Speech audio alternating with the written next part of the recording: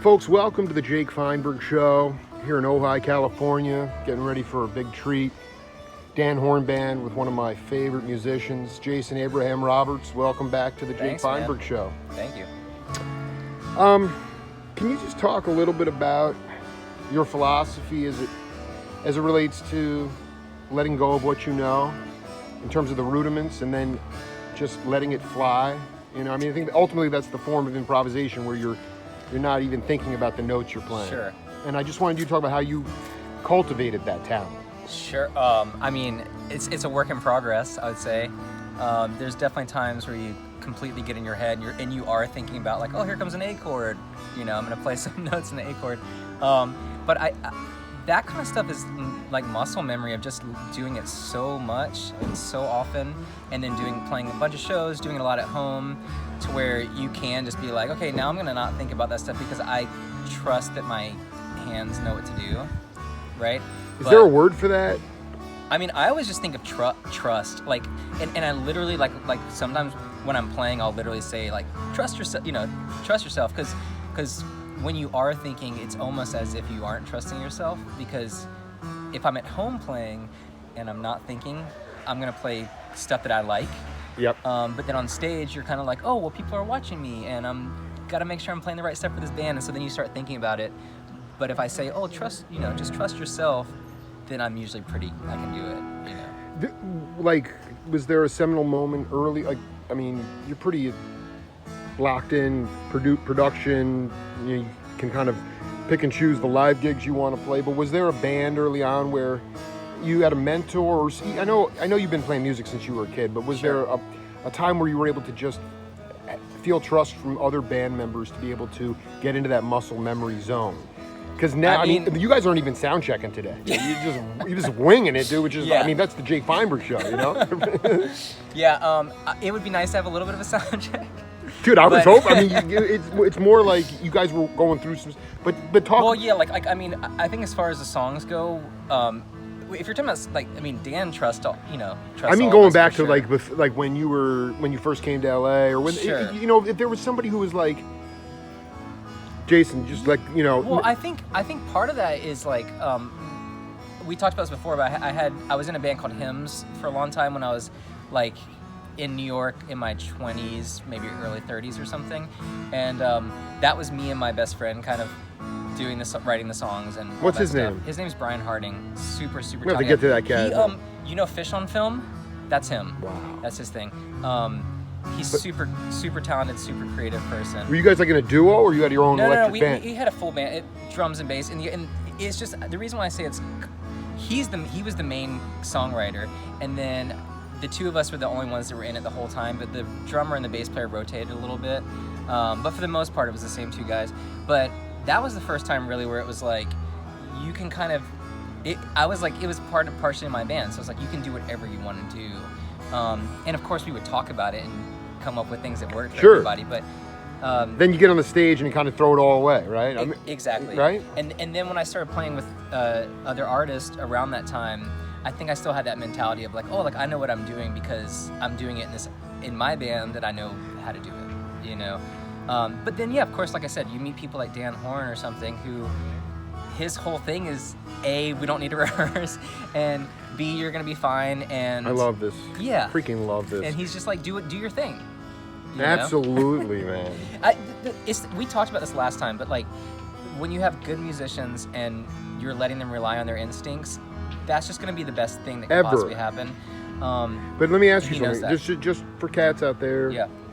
Why is it so hard? Because I love the R word is a dirty word. We've talked about that. Sure. At least in my book.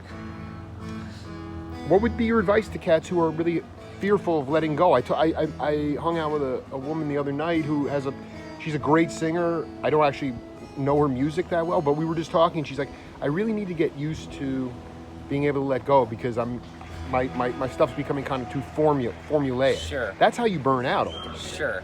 I mean, what would be some of the how would you, Well, first, wouldn't you say that's true for like everything in life?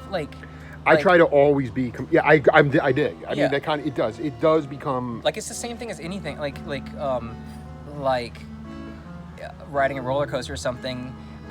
when I was a kid, I was so scared to do it, so I would like, tighten up, and then it's a horrible experience. But then if you just like let go and you're like, oh my god, this is fun, it's gonna be great, right? So I think it's kind of the same thing. It's just over the course of your life, learning to let go in general of things a little bit, which is a work in progress for me and most people, I'm sure.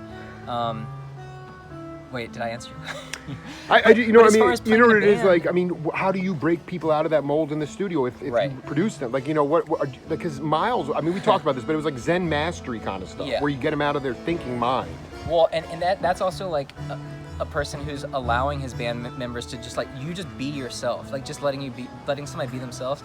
It is hard in the studio because like sometimes if I'm producing, you want to be a little bit in control, right? And I definitely have aspects where I want to be kind of controlling about stuff because I have a specific vision of what I want it to sound like, and I've talked to the artists and I know what they want it to sound like. So there's part of it is that, right? Just kind of trying to stay in control. But then the other part is being like, okay, you're really good. Let's just do a take and just see what happens. And then now let's do one more take now that you kind of know it, and then let's stop. And let's just stop because we talked about those. Yeah, first we talked about that. Yeah. That's how you do it because then if you're like, oh, let's do another one, then it's people like, everybody's now said, oh, I like when you did this, I don't like when you did this, and they're thinking, oh, I don't like when I did this thing, and so then everybody's thinking. You don't want to think. No thinking, dude. No thinking. And they're gonna have to rip me off the front of the stage. You're a magician, right? Well, did I tell you I took magic lessons when I was Well, that's what I'm saying. Like, I mean, can we see a magic lesson? I mean, you don't. No, really... I don't know any of that stuff. So I mean, but like translating it over, like, I don't know. How would you? There's only two letters that separate magic and music. Yep. The music we talk about. I'm not talking about like people just going running through 3-4 minute tunes. Sure. But can you, in this time, can you just talk about, how your soul is fed by, like, coming up here and just playing a couple, 45 minutes maybe, but still playing with people that you love. And ultimately how, I've always wanted to ask you, like, either this, like if you were on Nora Jones' tour, how long are you in an elevated state for when you come back to when you come back to domesticity? Because you know what? That takes a while.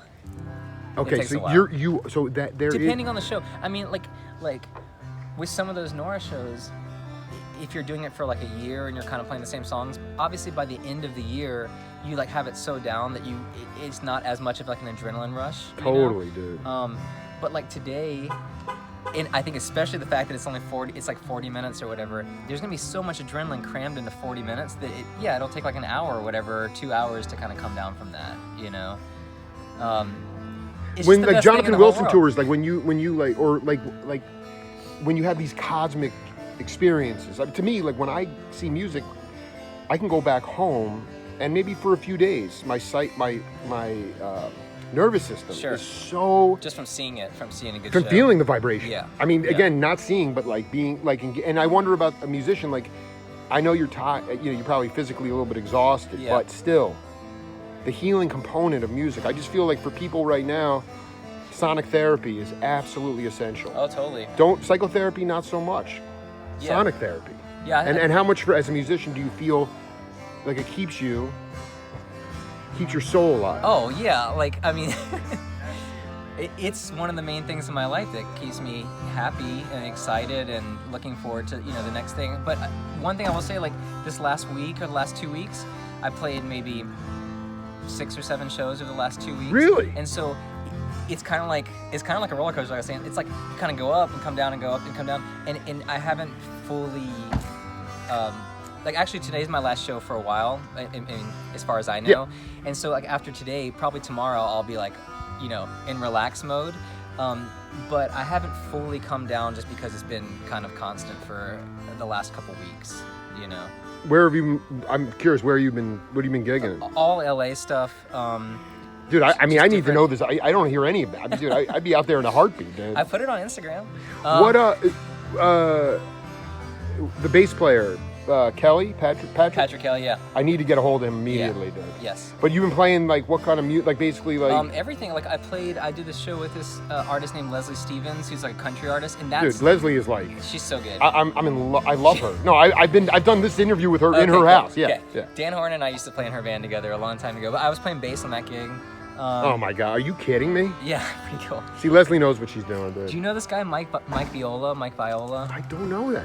He's just like an LA producer dude who's been around for a really long time. He's an amazing songwriter and musician and producer. I did a gig with him last week on guitar. It's super fun. With a bunch of different people. You know, that's the thing too. It's like every band has kind of different people in it, so you're always hanging out with different people and learning from different people. And I love that. You're stuff. keeping an open mind and always trying to learn. That's the most important thing. Yeah. One final question Sure. for you, sir. You know, you can leave Appalachia, but can you really ever? Does it ever really? Do you ever really get? Does it ever really leave your system? I mean, you have that sort of. I don't want to say high lonesome sound. It's not Sure. bluegrass, but it's more like just let's cut the rug, man. Like Sure. that to me is what, you know, when I interviewed Charlie Daniels, you know, whatever you want to rest in peace, you know, Sure. those guys would just burn. I mean, he's Oh, from yeah. Appalachia, you know, like. I mean, yeah. I can't compare myself to somebody like Doc Watson or something like that. No, but I mean like, they're so that vibe, incredible. you know, that unpretentious sort of. I mean, Bill Monroe. I mean, they would play in barns to 5 people with Yeah. 3 teeth. You know, I mean, it's and like I'm sure it was completely incredible. just burning you know? with bourbon, you know, Yeah. whiskey, you know. And I just wonder, like, how, you know, if that always is sort of still in you. I think that, I'm you know. sure, yeah. I mean, I don't really think about that stuff, but I'm sure. You know, like, Jake Feinberg thinks about that stuff. Yeah, that's your job. Exactly. Yeah, I think so. And then also like that band Hymns, our label was based in Texas, and the other 2 guys were in Texas, so we spent a lot of time there. And that's kind of mentality there too, of just like people are just burning, you know. Yeah, I don't know, probably. It's home.